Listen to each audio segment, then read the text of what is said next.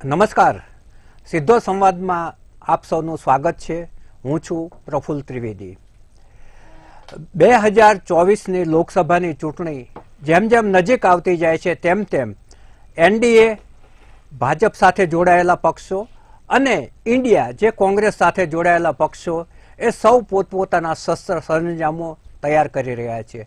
દરમિયાનમાં લોકસભાનું એક ખાસ સત્ર તારીખ 18મી થી 22મી સપ્ટેમ્બર દરમિયાન બોલાવવામાં આવ્યું છે અને બીજી તરફ વન નેશન વન ઇલેક્શનનો મુદ્દો ફરી વખતે ગરમ થયો છે. હવે વન નેશન વન ઇલેક્શન શું છે અને એ આ જે ખાસ સત્ર છે એમાં આવી શકશે કે નહીં, એ બહુ જ મોટો સવાલ ઊભો થયો છે લોકોના મનમાં પણ. અને આખે એક જે ચર્ચાએ ને એક રૂપ લીધું છે એના પર આજે આપણે ચર્ચા કરશું. One nation one election.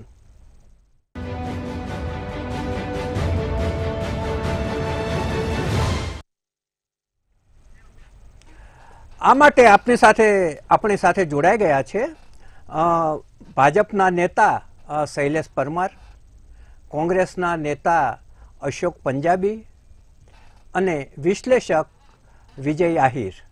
ત્રણેય વ્યક્તિઓ આ વિષયના ખૂબ જ જાણકાર છે. આપણે એમની પાસેથી જ વધુ વિગતો હવે લઈશું. શૈલેષભાઈ, સૌથી પહેલાં હું તમારી પાસે આવીશ. વન નેશન વન ઇલેક્શનનો વિચાર બહુ જ ઝડપથી આકાર લઈ રહ્યો છે અને પૂર્વ રાષ્ટ્રપતિ રામનાથ કોવિંદના અધ્યક્ષ સ્થાને કમિટીની નિયુક્તિ પણ થઈ છે. શું 18 થી 22નો જે ખાસ સત્ર છે એમાં આવી શકશે ખરું? કારણ કે મને એવું લાગે છે કે આ સમય ઘણો બધો વહેલો છે અને આમાં ઘણી બધી કવાયત પણ માગી લે છે.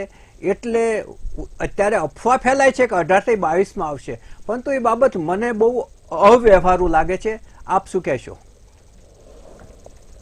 જો પ્રથમ તો મંતવ્ય ન્યૂઝના માધ્યમથી તમામનું એટલા માટે આભાર માનું છું કે આ બાબતે મંતવ્ય ન્યૂઝની ટીમે ડિબેટ રાખી છે અને ચર્ચા રાખી છે.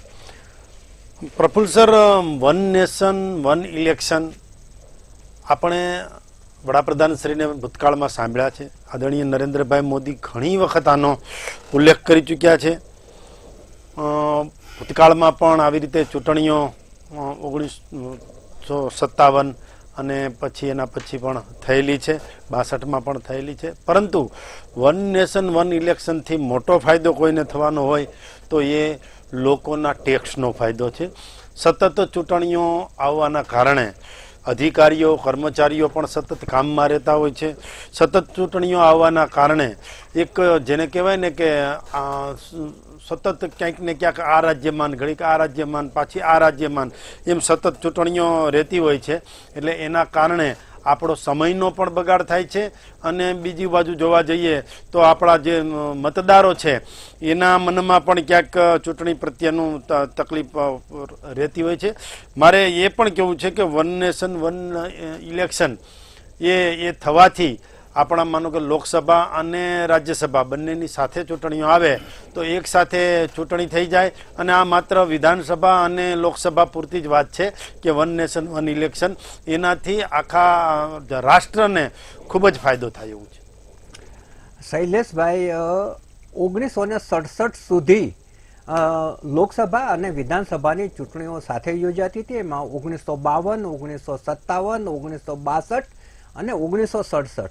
ત્યારબાદ એવું થયું કે લોકસભા અને કેટલીક વિધાનસભાઓ જો વહેલી ભંગ થતી થઈ, જેને કારણે એ જે સાથે યોજવાનો ક્રમ હતો એ તૂટી ગયો. અશોકભાઈ, હું આપની પાસે આવવા માંગીશ કે લોકસભા અને વિધાનસભામાં મતદારો છે એ અલગ અલગ રીતે મતદાન કરવા ટેવાયેલા હોય છે. જ્યારે લોકસભાનું મતદાન કરવાનું હોય ત્યારે રાષ્ટ્રીય મુદ્દાઓને ધ્યાનમાં રાખતા હોય છે, જ્યારે વિધાનસભામાં એ સ્થાનિક મુદ્દાઓને એ પોતાના ધ્યાનમાં રાખતા હોય છે. હવે જો બંને ઇલેક્શન સાથે યોજાય તો વિપક્ષ કે નાના પક્ષોને નુકસાનીની સંભાવના વધી જાય છે. આ અંગે શું કહેશો? મને લાગે છે કે ઓલ ઓફ સડન એકદમ અચાનક લોકસભાનું સત્ર બોલાવીને આજે વહેતી મૂકી છે વાત અને ભૂતપૂર્વ રાષ્ટ્રપતિને પણ એમાં કમિટીમાં પ્રમુખ બનાવી દીધું વન નેશન અને વન ઇલેક્શનની જે વાત છે, હવે એ એટલી અવ્યવહારુ છે કે કોઈ પણ સામાન્ય વ્યક્તિ સાંભળે કે દાખલા તરીકે ગુજરાત છે, હવે ગુજરાતના જે સ્થાનીય પ્રશ્નો છે, રાજ્યના પ્રશ્નો છે, જિલ્લાઓના પ્રશ્નો છે, એ બિલકુલ જુદા હોય છે અને નેશનના પ્રશ્નો, રાષ્ટ્રના પ્રશ્નો એકદમ જુદા હોય છે. તો જે મતદારો છે એ પરિપક્વ થઈને ગુજરાતનું હિત વિચારી શકે અને પરિપક્વ થઈને દેશનું હિત વિચારી શકે. આવા બંને એક સાથે જે અત્યારે ચૂંટણી થાય તો મૂંઝાશે મતદાતાઓ અને એ મતદાન કરવામાં ક્યાંક ને ક્યાંક ભૂલ કરી દેશે. કોઈ મતદાતા રાષ્ટ્રીય હિતને વધારે મહત્વ આપશે અને કોઈ મતદાતા રાજ્ય હિતને વધારે મત આપશે. એટલે સ્પષ્ટ મેન્ડેટ, સ્પષ્ટ જન ચુકાદો મને નથી લાગતું કે આમાં આવશે. હકીકત એવી છે કે 1952માં પ્રથમ વાર ચૂંટણી થઈ હતી એટલે બંનેની સાથે થઈ હતી, એટલે 5 વર્ષનું સમય હતું. 5 વર્ષનું સમય પૂરું થયું એટલે 57માં સામાન્ય થાય એ સામાન્ય બાબત છે. એમાં 5 વર્ષ પૂરું થયું 62માં, એટલે ત્યારે લગભગ આખા દેશમાં કોઈ એ પ્રકારની રાજનીતિક અસ્થિરતા નહોતી, એક જ પક્ષ હતું. એટલે 5 વર્ષ લગભગ 15 વર્ષ સુધી રહ્યા. પણ એ પછી 67 પછી જ્યારે રાજકીય પક્ષો જે છે મોટા પાયા ઉપર ઊભા થયા, નયા રાજકીય પક્ષો આવ્યા, ક્ષેત્રીય પક્ષો આવી ગયા, તો આના કારણે વિધાનસભાઓની ચૂંટણીઓ જે છે આગળ પાછળ થવા લાગી અને અત્યારે આ જ પરિસ્થિતિ છે, એ નવી નથી. એટલે એકદમ અવ્યવહારુ છે. પણ મને તો એવું લાગે છે કે પટના પછી બેંગલુરુ અને બેંગલુરુ પછી મુંબઈ, આમાં જે ઇન્ડિયા છે એ ઇન્ડિયા ગઠબંધનનો સફળતાપૂર્વક જે સંમેલનો થઈ રહ્યા છે, આજે તમે જો એટલું સફળતાપૂર્વક આજે સાંજે સંમેલન પતી ગયું અને આજે જેટલા પક્ષો 28 પક્ષો જે ઇન્ડિયામાં છે એને 60% પોપ્યુલેશન, આ દેશની 60% લોકોનો પ્રતિનિધિત્વ કરે છે. અને ગઈ ચૂંટણીમાં 2019ની ચૂંટણીમાં લગભગ એનડીએ ને ભાજપને 22-22.5 કરોડ મત મળ્યા હતા અને આ જે ભારતમાં ઇન્ડિયામાં જે સમાયેલા પક્ષો છે એમને લગભગ 23.5 કરોડ મતો મળ્યા હતા. અને જે રીતે ગેસના ભાવ 200 રૂપિયા ઓછા કર્યા, અચાનક સત્ર બોલાવવાનું વાત, તો મને સ્પષ્ટ લાગે છે કે એકદમ વડાપ્રધાન શ્રી ગભરાઈ ગયા છે અને ડગી ગયા છે. એના કારણે એમને આ સત્ર બોલાવીને લોકોનું ધ્યાન બીજી તરફ વાળવા માટે, કારણ કે એક પછી એક ઇન્ડિયાના જો પરંતુ અશોકભાઈ આટલું ઝડપી લાવી શકશે ખરા? પ્રશ્ન એ છે. નહીં, સવાલ જ નથી, સવાલ જ નથી. આમાં તમારે અડધા રાજ્યોનો, અડધા એટલે આપણા 30 રાજ્યો ગણીએ તો 15 રાજ્યોનું આમાં ટોટલ વિધાનસભાનું સમર્થન જોઈએ. બંધારણમાં સુધારો કરવો પડે અને બંધારણ સુધારો કરવો પડે, લોકસભા અને રાજ્યસભાના બંને સત્ર સાથે બોલાવીને એમાં 2/3 બહુમતી લાવવી પડે. ત્યારે 1955માં જે સુધારો છે ભારતીય સંવિધાનમાં, એ સુધારો લાવવું પડે. પછી જઈને, અને મેં જેમ અગાઉ તમને વાત કરી કે કેટલાક લોકો સાથે એમને વાત કરવી પડે, ચર્ચા કરવી પડે, રાજકીય પક્ષો સાથે ચર્ચા કરવી પડે અને બંધારણની રીતે કરવું પડે. અને આપણે ભૂલવું ના જોઈએ પ્રફુલભાઈ કે આપણું જે બંધારણ છે એ ફેડરલ સિસ્ટમ પણ છે, યુનિલેટરલ છે ને ફેડરલ છે, સંઘાત્મકતા અને એકાત્મકતા. આપણું સંવિધાન ફક્ત સંઘાત્મક નથી, આપણું સંવિધાન ફક્ત એકાત્મક નથી, બંનેનું એટલું સુંદર સમન્વય કરવામાં આવ્યું છે કે 17 વર્ષથી આ બધું ચાલે છે અને અત્યારે પણ સરસ ચાલુ રહ્યું હતું. પણ ઓલ ઓફ સડન અચાનક શું થયું? અરે તમારે સત્ર બોલાવવું તો મણિપુરમાં શા માટે નથી બોલાવતા? ગઈકાલે પણ તમે જુઓ મણિપુરની અંદર જે 2 ગુટો વચ્ચે ફાયરિંગ થઈ છે. અશોકભાઈ, મુદ્દો બીજી બાજુ જતો રહેશે. હવે હું બીજી વાત કરવા માંગુ છું ખર્ચ અંગે, કે 2019માં જ્યારે લોકસભાની ચૂંટણી થઈ ત્યારે 60,000 કરોડનો ખર્ચ થયો હતો અને 51-52માં જ્યારે થઈ ત્યારે 11,000 કરોડનો ખર્ચ થયો હતો. એટલે ખર્ચ છે એ દિવસે ને દિવસે વધતો જાય છે. હવે જો 2019માં આ બંને ચૂંટણીઓ સાથે લાવ્યા હોત તો 4,500 કરોડનો ખર્ચ વધુ થાત, કેમ કે ઈવીએમના મશીનો વધારે વસાવવા પડ્યા હોત. અને જો 2024માં બંને ચૂંટણીઓ સાથે કરવી હોય તો 1,751 કરોડનો ખર્ચ વધુ થાય એમ છે. જો કે હજુ કોઈ નિર્ણય નથી લેવાઈ ગયો, આ તો થાય તોની વાત છે. વિજયભાઈ, હવે જો આ વન નેશન વન ઇલેક્શનની વાત છે, એના ફાયદા અને ગેરફાયદા તમે વિશ્લેષક તરીકે કયા ગણાવશો? જુઓ, આ વન નેશન વન ઇલેક્શનની જે થિયરી છે એ કોઈ અર્થ શેટરિંગ થિયરી નથી, એ અને એવો કોઈ નવો કન્સેપ્ટ પણ નથી. આપે જેવી રીતે કીધું એવી રીતે 1952થી લઈને 1967 સુધી આપણા દેશમાં રાજ્યના અને જે લોકસભાના ઇલેક્શનો એક સાથે થતા હતા. અને વિશ્વમાં પણ અમુક રાષ્ટ્રો એવા છે, બેલ્જિયમ, સ્વીડન, આ બધા જ, ઇવન યુકેમાં અમુક હદ સુધી રાજ્યોના અને જે પ્રોવિન્સીસ હોય અને જે સેન્ટ્રલ ઇલેક્શન હોય એ જોડે જોડે થાય છે. હવે જ્યારે આ આર્ગ્યુમેન્ટ ઊભી થાય છે ત્યારે એના ફાયદા અને ગેરફાયદા એ બંને ગણવામાં આવે છે. તેમાં જે ફાયદાઓ જે એના પ્રોપોનન્ટ જે છે આ થિયરીના એ એમ ગણાવે છે કે ભાઈ આપણા દેશમાં ઓન એન એવરેજ 4 થી 7 રાજ્યોની ચૂંટણીઓ દર વર્ષે યોજાતી હોય છે. એટલે પોલિટિકલ પાર્ટીઝ અને પ્રજા હંમેશા એક ઇલેક્શન મોડમાં હંમેશા રહેતી હોય છે. એટલે જે સુશાસનના કે અમુક જે વહીવટના પ્રશ્નો હોય એ સાઈડમાં મુકાઈ જાય છે અને કોઈ પણ નિર્ણય લેવામાં આવે એ ચૂંટણી લક્ષી જ લેવામાં આવે છે. એટલે જો આ વન નેશન વન ઇલેક્શન વસ્તુ કરવામાં આવે તો ચૂંટણીલક્ષી નિર્ણયો અને ચૂંટણીલક્ષી જે સરકારો ચાલે છે એ થોડું ઘણું ઓછું થાય. પણ એની અગેન્સ્ટમાં વિરોધીઓનું એવું કહેવું છે કે ભાઈ રાજકારણીઓનો મુખ્ય હેતુ હોય છે ચૂંટણી લડવાનો, સત્તા પ્રાપ્ત કરવાનો.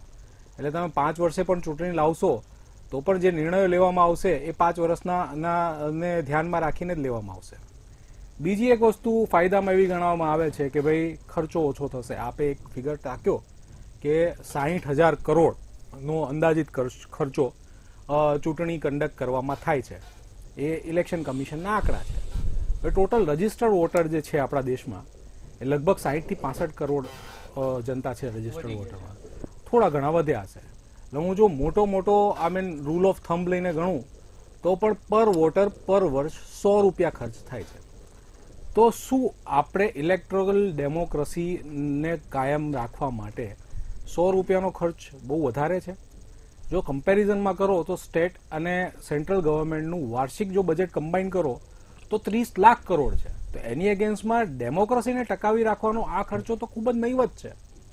સાથે સાથે એક પોઈન્ટ હું એ મુદ્દો મૂકવા માંગુ છું કે તમે જુઓ આપણે ત્યાં જે રીતે દેખાય છે અને એમાં બધી જ પાર્ટીઝ આવી ગઈ. કેટલી જગ્યાએ ચૂંટણીના ટાઈમે અમુક કામો એકદમ ઝડપથી લઈ લેવામાં આવે છે, એના ઉદ્ઘાટનો કરી દેવામાં આવે છે. તમે ઓન એન એવરેજ જોશો તો 5 વર્ષના ગાળામાં જેટલું કામ નહીં થયું હોય એ છેલ્લા ચૂંટણીના વર્ષના ટાઈમમાં જ થઈ જતું હોય છે. હવે જો આ વસ્તુઓ બંને સાયકલો કમ્બાઈન કરી દેશો તો પ્રજાને જે એક વર્ષમાં જે કામ થતા હોય છે, અમુક નેતાઓ ચૂંટણીના ટાઈમે જ મત માંગવા જાય ત્યારે જ એમનો ચહેરો બતાવે અને ત્યારે જ અમુક કામો ઝડપે નીકળી જતા હોય છે. તો ચેક્સ એન્ડ બેલેન્સની જે પ્રક્રિયા છે એ મને લાગે છે it will go for a toss. Vijaybhai, એવું પણ થતું હોય છે કે માની લો કે લોકસભાની ચૂંટણી પતી અને એના 2 વર્ષ પછી વિધાનસભાની ચૂંટણી આવવાની છે તો એ પ્રજા પ્રત્યે વધારે એનું દાયિત્વ અદા કરે છે. પરંતુ 5 વર્ષ જ થવાની હોય તો પછી પ્રજાને મોઢું બતાવવાનું વધારે ભૂલી જશે. તમને એવું નથી લાગતું? એક્ઝેક્ટલી. તમે જુઓ ગયા વર્ષે જયારે આપણે ગુજરાતના ઇલેક્શન હતા તમને યાદ હોય તો કેટલા જે જુલુસો નીકળ્યા હતા, કેટલા વિરોધમાં અમુક જે પેલા થર્ડ પાર્ટી કોન્ટ્રાક્ટર્સના લોકો આવ્યા હતા, અમુક સમાજના લોકો આવ્યા હતા અને ઘણા કામો એ within a span of 6 months લોકોએ કટાવી લીધા હતા. હવે જો આ 5 વર્ષનો ગાળો આવી ગયો અને તમે એક વખત એક ઇલેક્ટોરલ રિપ્રેઝેન્ટેટિવ તરીકે તમે એક વખત સેટ થઈ ગયા અને તમને ખબર છે કે 5 વર્ષ સુધી મારે ક્યાંય મત માંગવા નથી જવાનું અને આ એક કરુણતા છે. આપણે ત્યાં ઇલેક્ટોરલ સિસ્ટમ આવી રીતે જ વર્ક કરે છે. એટલે એ અસર તો થવાની જ છે. એટલે એ અસર થશે. એટલે એ અમુક કામો મને લાગે છે it will go on to the back foot અને એના લીધે મતદારોને ક્યાંક ને ક્યાંક બાંધછોડ કરવી જ પડશે. બીજું, રાજ્યના અને રાષ્ટ્રના મુદ્દાઓ મહદઅંશે અલગ હોય છે. એટલે તમે જુઓ સેપરેશન ઓફ પાવર આપણા કોન્સ્ટિટ્યુશનમાં પણ છે કે ભાઈ કોન્કરન્ટ લિસ્ટ, સ્ટેટ લિસ્ટ અને ફેડરલ લિસ્ટ. લો એન્ડ ઓર્ડરના મુદ્દા, રેવન્યુને લગતા મુદ્દા અહીંયા રાજ્ય પાસે હોય છે અને સેન્ટ્રલના મુદ્દાઓ એ અલગ હોય છે. હા, એટલે વિજયભાઈ જયારે લોકસભાની ચૂંટણી હોય ત્યારે મત આપવાનો હોય ત્યારે મતદારનું માનસ અલગ રીતે કામ કરતું હોય છે, વિધાનસભામાં અલગ રીતે કરતું હોય છે, પછી નગરપાલિકા કે મહાનગરપાલિકાની ચૂંટણી હોય ત્યારે એકદમ સ્થાનિક અને એની વિચારધારા એકદમ સાંકડી થઈ જતી હોય છે. એટલે ચૂંટણી પ્રમાણે એનો જે મત આપવાનું છે એ બદલાતું રહેતું હોય છે. મારી સોસાયટીમાં જો ખાડો પડેલો હોય તો એ મુદ્દા ઉપર મ્યુનિસિપલ કમિશન એએમસી નું જે ઇલેક્શન એ મુદ્દા પર હું વોટ કરીશ. પણ જયારે રાષ્ટ્રનું કે સેન્ટરનું ઇલેક્શન થશે ત્યારે એ મુદ્દો મારા માટે નથી. ભૂલી જશો. એક્ઝેક્ટલી. હવે આ વિચાર છે એ નવો નથી. 1999માં વિધિ આયોગે એના રિપોર્ટમાં આનો ઇશારો આપ્યો હતો. 2015માં લો કમિશને એમ કહ્યું હતું કે ચૂંટણીઓ સાથે યોજાવી જોઈએ. એ જ રીતે માનનીય વડાપ્રધાનશ્રીએ 2019 અને 2020માં 2 વખત આ વસ્તુ યાદ કરી છે. એક વખત તો તમામ પક્ષોની મિટિંગમાં આ મુદ્દો કહેવાયો હતો 2020માં. શૈલેષભાઈ, હું તમારી પાસે આવીશ. જી, વન નેશન વન ઇલેક્શન 2024 પહેલા જો આ નક્કી થાય તો જે રાજ્યોમાં હજુ હમણાં જ ચૂંટણીઓ થઈ છે ત્યાં પરિણામ અલગ જ આવે. એ લોકોને એ અત્યારે સત્તા છોડવી ના પણ ગમે, તો જે હમણાં જ ચૂંટણીઓ યોજાય છે આનું શું? તો પ્રફુલભાઈ, હજુ આવતી 18 અને 22 તારીખે સંસદનું સત્ર બોલાવ્યું છે. હજુ તો ઘણી વાર છે એમ કહીએ તો પણ ચાલે. હજુ તો ભેંસ ભાગોળે છાસ છાગોળે અને કોંગ્રેસમાં ધમાધમ. શા માટે તકલીફ છે, શું વાંધો છે એ નથી ખબર પડતી. પણ 5 વર્ષે પ્રજા પાસે જવું પડશે ને એવી વાતો હમણાં થતી હતી. બધી જ ચૂંટણીઓ 5 વર્ષની જ હોય છે. એક પણ ચૂંટણી 4 વર્ષની કે 2.5 વર્ષની નહોતી હોતી રાજ્યસભાની ચૂંટણીને બાદ કરતા. એટલે કોઈ પણ ચૂંટણી 5 વર્ષે જ આવે છે. અને બીજી વાત રહી, હમણાં સ્થાનિક સ્વરાજ્યની ચૂંટણીની વાત કરતા હતા કે નગરપાલિકા, મહાનગરપાલિકા, જિલ્લા પંચાયત, તાલુકા પંચાયત, એ નથી. આમાં લોકસભા અને રાજ્યસભા એ બંનેની ચૂંટણીઓ છે. આપણે સૌ જાણીએ છીએ. શૈલેષભાઈ, આપણે ચર્ચા એટલા માટે કરતા હતા કે દરેક ચૂંટણીમાં મતદારનો માનસ અલગ અલગ હોય છે.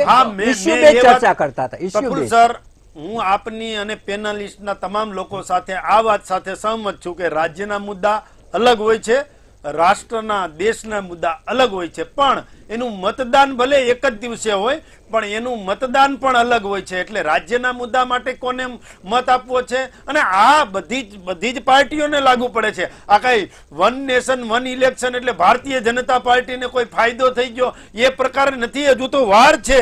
હજે સમિતિની રચના આદરણીય પૂર્વ રાષ્ટ્રપતિ રામનાથ કોવિંદજીના અધ્યક્ષસ્થાને સમિતિની રચના કરવાની છે. એ રચનામાં એમણે સમિતિ બનાવશે ને એ પછી આ બાબત વન નેશન વન ઇલેક્શનના ફાયદા શું છે, વન નેશન વન ઇલેક્શનના ગેરફાયદા શું છે, બંને પાસાઓનો વિચાર કરવામાં આવશે. આપણે હજુ તો માહિતી જાહેર પણ નથી કરી. સતત આ ચૂંટણીઓ આવે છે એટલે આપણે સૌ જાણીએ છીએ, સૌને લોકોને પણ કેટલી તકલીફ પડે. હવે કોઈ ઇન્ફ્રાસ્ટ્રક્ચર અથવા તો વિકાસનું કામ હોય તો જિલ્લાનું કામ હોય છે, એમ છતાં પણ રાજ્યની ચૂંટણી આવે એટલે આચાર સંહિતા લાગી જાય.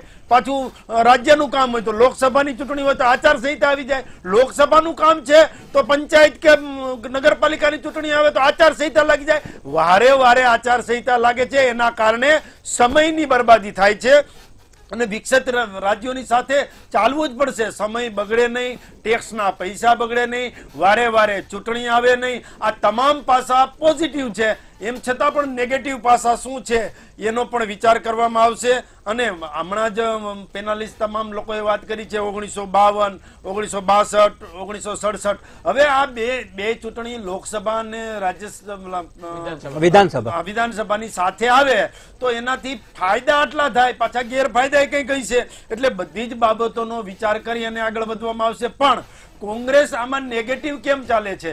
જે રીતે રામ મંદિરના મુદ્દામાં નેગેટિવ ચાલે, જે રીતે કાશ્મીરના મુદ્દામાં નેગેટિવ ચાલે, જે રીતે કોઈ પણ મુદ્દો હોય એમાં નેગેટિવ ચાલે, તો આમાં પણ નેગેટિવ ચાલવાનું પણ વિચાર તો કરો કે આ મુદ્દો હજુ તો સંસદમાં આવવાનો છે. તમારો જે અભિપ્રાય છે એ પણ લેવાનો છે. સમિતિના અભિપ્રાયો રજૂ થશે ને પછી થશે.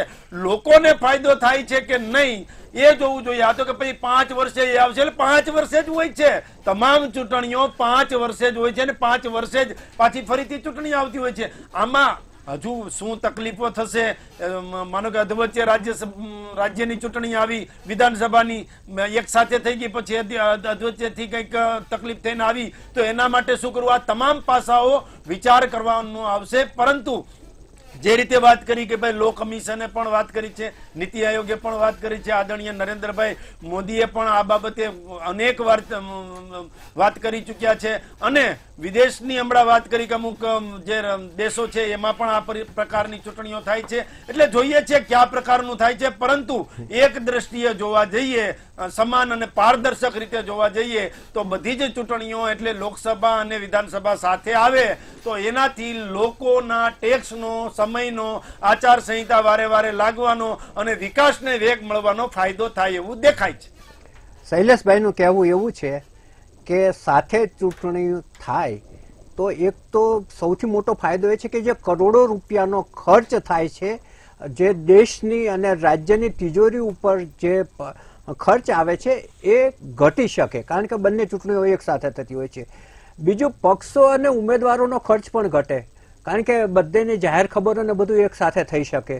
ત્રીજું, વારંવાર ચૂંટણીઓ આવે જેને કારણે આચારસંહિતા આવે અને વિકાસના કામો જે રોકાઈ જાય છે એ બાબત છે એ સૌથી અડચણરૂપ હોય છે, એ બંધ થાય.